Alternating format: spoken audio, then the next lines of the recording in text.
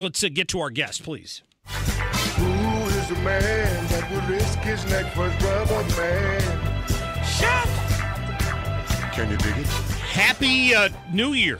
Well, Chris I have Arps. no headphones, so I just got to try to act like I can hear. That you can hear everything. The music. Yeah. I understand. You hit that shaft right on the dot. You did. I Very can kind of good. hear it. I've heard it like 17,000 times every Tuesday. That's because the rest of us are deaf and our headphones are up so loud. Exactly. Probably heard it bleeding through.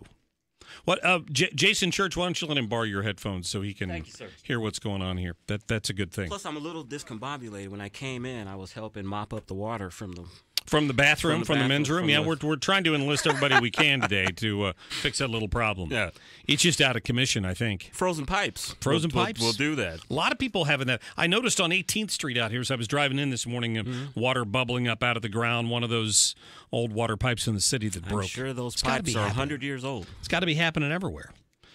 Infrastructure. We got to work on that infrastructure, right? Build America bonds. My ex-boss, Senator Jim Talent, that was one of his signature issues. Build America bonds. Just like war bonds, we used to buy those to finance the war. Let's use that same concept to rebuild infrastructure. I like it. I don't disagree with that idea, but that was back when you could get a Build America bond and you could get 6 or 7% interest. And now you're lucky you have to pay a premium for the most part, to get a bond that even pays 3%. So I don't know if that's the answer to it. It might be part of the answer. If this economy takes off, interest rates are going to go back up a little bit just to hedge inflation, and at that point, maybe that's a little more viable. I think you play to people's patriotism. You say, hey, you're not going to get 6-7%, but you can get a pretty decent return, and we can fix our infrastructure. The difficulty from the perspective of a former financial advisor. Oh, you're going to go there with me. Well, I'm just telling you, is you can't argue to someone unless they're, in retirement, that they ought to be getting 3% when you've got an economy. This market's probably returned 25 or 30% over the last 4 or 5 years, depending on how aggressively you were invested. Maybe a grandparent. How you buy savings bonds for your grandchildren so they can cash them in 20 or 30 years. Maybe a far-sighted grandparent could say, hey, I'm going to buy Build America bonds for my little grandchild because I want them to be in America where the roads and bridges aren't falling apart. So what's your thought on legislative priorities? We're gonna talk to Kyla McEnany coming up in the next hour about where she sees things from the Republican Party perspective. But I like what Michelle Malkin said earlier, that the only infrastructure deal I'm really worried about right now is the infrastructure of the wall along the southern border, and that before any DACA deal gets done, that needs to be part of the deal. Well, Democrats, that's their holy grail, that they're not going to fund a border wall. One thing that I was thinking about, remember during December when DACA was hot and they were saying the Democrats were going to use that to shut down the government, and then around that same time that verdict came out, the Kaylee, what's her name, in California that was killed by the immigrant. Right. You ever notice how when that verdict came out, all of that resistance by the Democrats went down, and I think they saw it as like, look, it's going to be very hard to argue for immigrants after this verdict came out. He gets sentenced this week. Yeah. So in California, the crazy liberals in San Francisco couldn't find their way to convict the guy of murder. However, there's something even more horrible, apparently, to Californians, and that's somebody illegally owning a gun. So they did convict him of a felon in possession of a weapon, but they couldn't bring themselves to convict him of murdering that girl, which he did. And he's going to be sentenced sometime near the end of this week. So that's still going to be in the news cycle. Yeah, that's going to be continually played out with this whole DACA thing. And it's going to be an interesting dynamic to watch because Trump is going to bring that up, the criminals and all that, and are they going to be able to still push for this, knowing that he's saying we got to put this wall up to stop criminals? Yeah, well, supposedly they've made it clear. So even MSNBC, and I thought I pulled this bite, and maybe I didn't. MSNBC is reporting, or one of the NBC News reporters is reporting that a deal has been struck on DACA tentatively. And I don't know how if that's true. If what and you always have to question it if NBC's reporting it, but maybe they're just reporting it to put pressure on the White House. If that's true, why would Kellyanne Conway been going out this weekend and saying that there's no deal on DACA unless the wall is built? I mean, He's negotiating. I mean, Trump has said, I'm not going to let DACA go by without building a wall. I don't see him relenting on that. And that's a huge campaign promise.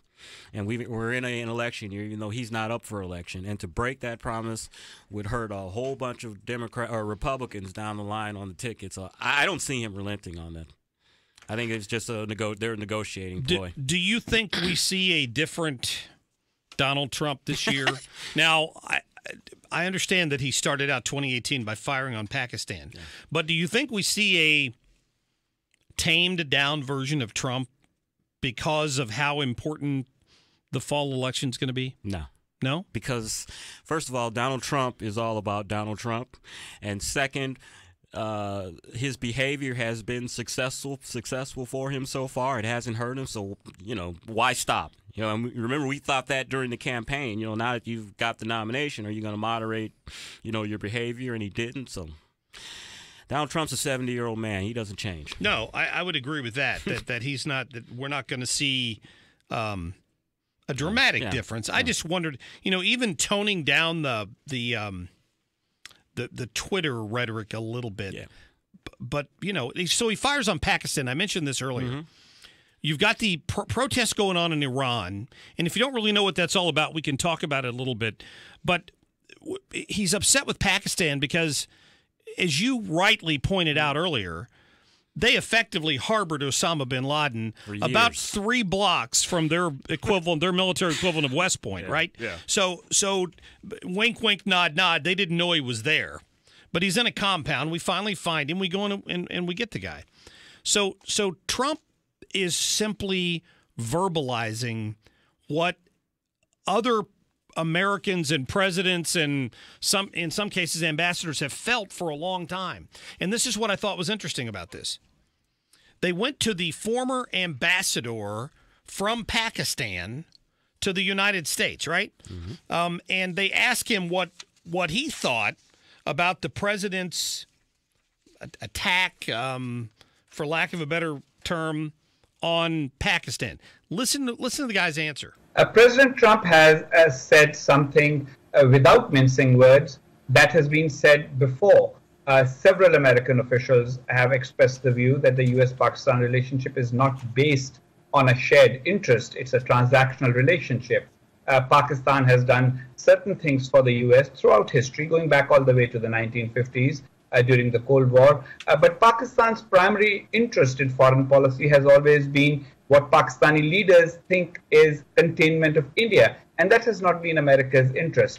And in the last 16 years in Afghanistan, things have really fallen apart. American soldiers have been killed in Afghanistan, and Americans believe that is because of Pakistani support for the Taliban. So what President Trump has said is unusual in the sense that the President of the United States is saying it without mincing words. But what he has said is not something without basis, and it is certainly not something that has not been said or thought before.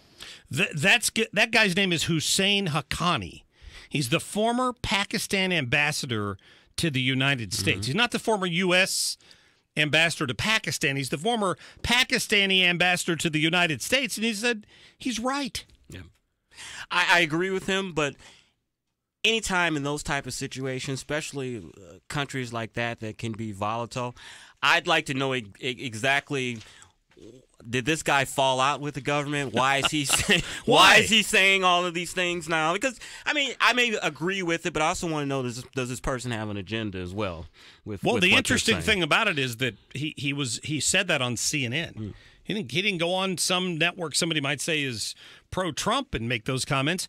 The reporter on CNN was stunned. Yeah. She couldn't believe what he was asking. What his answer was. You mean you agree with what President Trump tweeted? And the guy's like, they've been doing things not in America's interest for a long time. And Donald Trump is America first. And the guy hit it right on the head, and I was going to talk about that. We have leverage in terms of the whole India and the Pakistan relationship. The last thing Pakistan wants is for us to get closer to India because that's their mortal enemy. Sure. Yeah, very true. That's Chris Arps. I'm Mark Cox, 314-969-9797. We will get to more of your phone calls coming up here in just a couple minutes. We'll talk about some of the accomplishments of the president in 2017, what some of the goals are for 2018, and that election that's coming up in November. Is that going to turn the tide? Does the House or the Senate, either one, switch over? I'm going to pick Chris's brain on that and get to your phone calls right after this.